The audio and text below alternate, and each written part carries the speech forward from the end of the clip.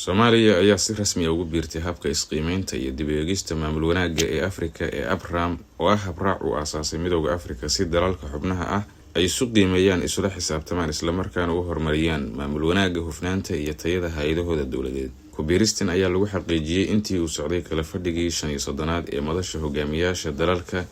iyo dawladaha ee ABRAM, halkaas oo madaxweynuhu ku saxay heshiis isafgaradka ku biirista. ABRAM maaha hanaan kormeer oo dibadeed oo lagu farageliyo dalalka, balse waa nidaam ay dawladdu si ikhtiyaari ah ugu oggolaanayaan in la qiimeeyo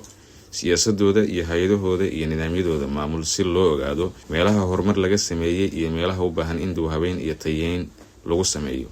Tani waxay kor u qaadaysaa isla xisaabtan, wadaagis khibradeed iyo isbarbardhig wax ku ool ah u dhexeeya dalalka Afrika. ABRAM maaha hanaan kormeer dibadda oo lagu soo rogay wadamada, hase yeeshee waa isqiimeyn iyo hanaan dib u eegis oo ay dawladuhu si iskooda ugu gudbiyaan siyaasadooda, hay'adood iyo nidaamyada maamul si loo qiimeeyo.